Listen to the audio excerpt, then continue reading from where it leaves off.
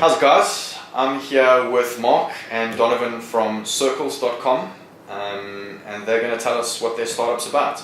So if you guys could just quickly introduce yourselves, starting with Mark on the left. Yeah, I'm Mark from Cirqls.com, co-founder and CEO. Brainchild of Russia, now live and do cool stuff in South Africa. Awesome. Donovan? I'm Donovan Solomons, CTO, and I've been coding a lifetime in high-load distributed systems. So that's my speciality. Awesome. So tell me a little bit about what Cirqls is, and also just give us some insight into the spelling as well, because it's not the full, normal way of spelling Cirqls. Yeah, Cirqls basically was born 4 months ago, and it's an online marketplace where we allow sellers to set up their own storefronts and sell their goods, as well as individual you can sell your used stuff. The one that you usually go to classifieds or to Facebook to try to sell to your friends. So now you can sell it at Cirqls. Spelling, it's a little bit interesting spelling. It's cirqls.com. It's Web 2.0 kind of name.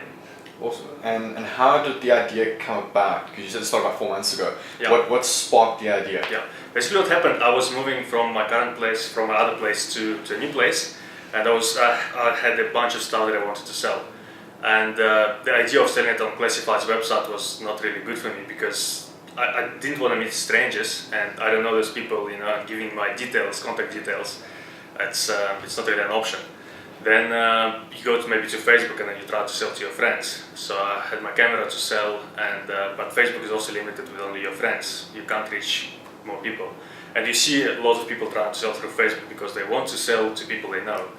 So that's basically how we came up with an idea that why don't we put all this social experience into marketplace where you can sell within your social circles. So it's where you are in the central point, and we build circles around you. It's your first friends, it's your first circle.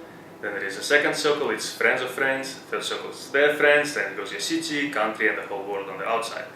So we build the circles around you so that when you sell something, you can sell within your circles to people you trust, to people your friends know maybe, which increases your chance of selling.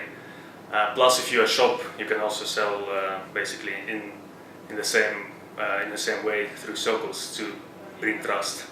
So essentially, you're leveraging the relationships I have and leveraging social networks to allow buyers to actually trust me as a seller, and me as a seller trust the buyers as well. So from a classified's point of view, you're taking away the anonymity out of the whole transaction or the whole process of selling any new or second-hand goods.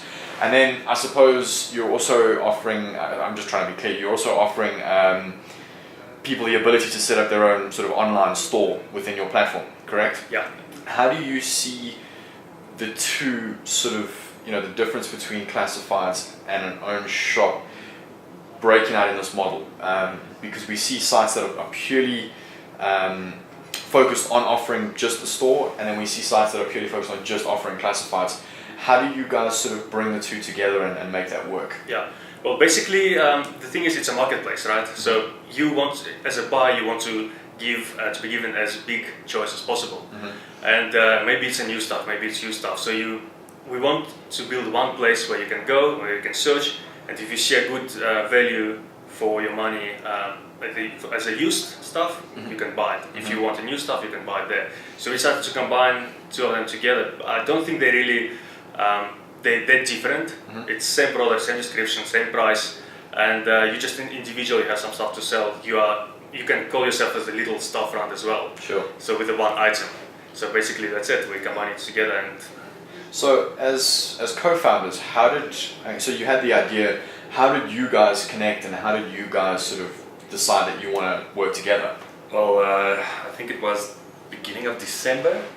Mark came to me and he said, "There's this siege engine thing, and I have this idea, and I need a CTO, I need a co-founder." And he told me about the idea, and I saw where this is going, and I told him, "Well, I'm in." Left the job in January, and now we're here. Yeah, but we're working together like for almost 4 years already. Yeah, we know each other for a long time. Okay.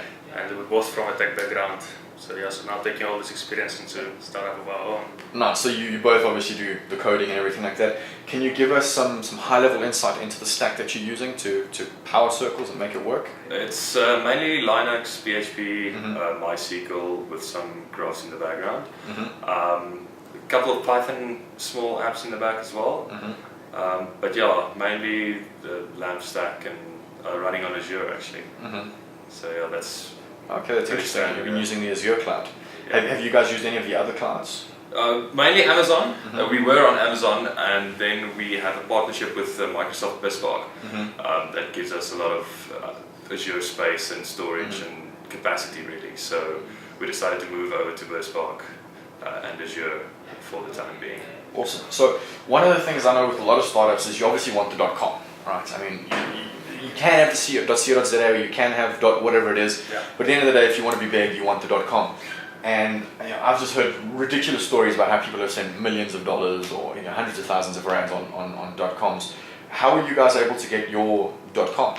Well, I think we were quite lucky actually, because it's not a normal spelling of the name. It's a little bit whack, and it just was available. So really, we liked the idea when we put it on the paper. And we were like Cirqls CIRQLS, looks cool. Let's try it out, and we checked it out. It's available. So like, yes. Lucky. So the tip there is the weird spelling of normal words actually works out really well.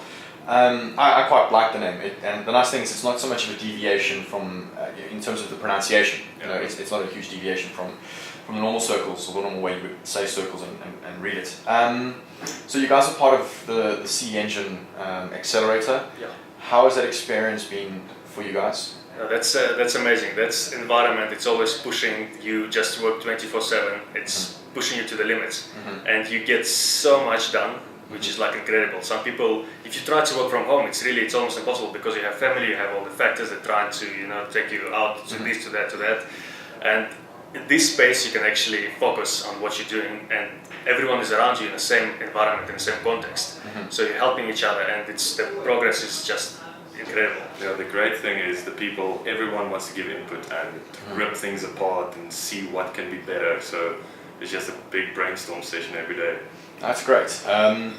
So how did you guys get into Seed Engine? Did you just follow the normal application process? Was there a pitching process? How did that work? Yeah, I actually found Seed Engine even before they got opened. I don't remember how did I find them exactly, but I went to the website, it wasn't opened yet, but I liked their Facebook page, what they were saying there, and I decided to just fill in the application and send it out. So I filled the application, sent it, then I got email from Mark, the CEO of Seed Engine.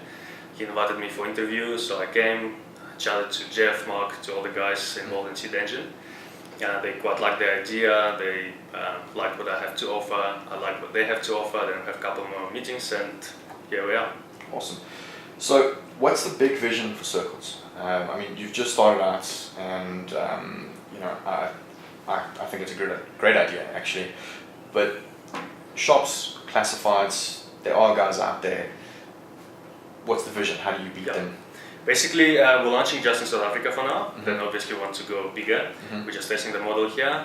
What differentiates us from other classifieds and other marketplaces is that first of all we base everything on trust. We want to connect trusted people together. We want to find what you're looking for, obviously within trusted people. And we measure trust. We have a tool called Trustometer. And basically what it does, it calculates your level of trust based on such information as how many items you sold, how many followers you have, but besides that, how transparent you are, what social accounts do you have, did you connect them, how many friends you have on those accounts. All these things make it difficult for fraud to be able to register fake accounts, to get all these fake friends together. It's just a hassle. So we put those measures in place, and Trustometer reflects your level, basically shows you how trustworthy you are. Plus we're going to implement as well like phone verification, business verification, to give more peace of mind to people who's going to buy. On the seller side as well, when you want to sell something, you can check, people can request, I want to buy this from you, I want to buy this from you. You can have 5 requests, and then you can see their profiles, who they are, where they come from, are you fine to meet them, to exchange money for product or not, and then you approve one. Besides that, we have a secret sauce. We're building our predictive model on the websites, which we want to analyze. We aim to analyze people's activity, their interest, likes, their social accounts, their social profiles, and suggest specific products and sellers. So obviously, as you grow and someone becomes a more frequent user, maybe not even as frequent, they can still remain active on all the other networks, but whenever they come to you, the more inventory you have, the more relevant sort of product you can show to those people, and obviously that secret sauce would improve checkouts, right, so people purchasing items and all that sort of stuff. Okay. Absolutely. We build basically, we're trying to make this shopping experience as personalized as possible. It's all about you. It's like, imagine you go into to a store that you always go to, and then the seller actually knows you, he greets you, he knows what you like, he knows everything about you. So that's what we aim to do as well, because it's all about you, it's all about your experience. So we want to give you what you're interested in. We shouldn't give you, if you're a man, we shouldn't give you women's clothing, right? Sure. So we try to make it as personalized as possible. So I mean, based on me connecting my social accounts and you building a predictive model, a trust model, and then all of this other stuff that basically, like you said, tailor makes it for me. So I find that quite interesting. The sense of, what if I want to shop for my wife? Yeah. Or your friend's birthdays, yes. or anything like that. Perhaps, here's an idea for you. We'll talk about it off camera. I don't know if I'll edit that out. I'll just leave it in, whatever. You guys can figure out the idea yourself. So what if some of the biggest so new startup founders, is this first time startup for both of you? Well, I started quite a lot websites, but because I didn't have proper structure, I didn't have proper coaches, mentorship, as Seed Engine provides to me, I didn't succeed a lot in those. So this is my first proper one startup, yeah. What have been some of the lessons that you've learned, like some of the things that you maybe thought this is how this is supposed to be done, or some assumptions that were fully tested and were wrong, or just give me a list of some of the lessons that you've learned. I think first off, when we built the very first version back in December, we had no intention of aiming for shops on the site, and I think about 2-3 weeks in, that started becoming an evident part, a big part of it, and starting to expand to become the one-stop shop. And also, if you thought your life was busy before the startup, no, it was a holiday.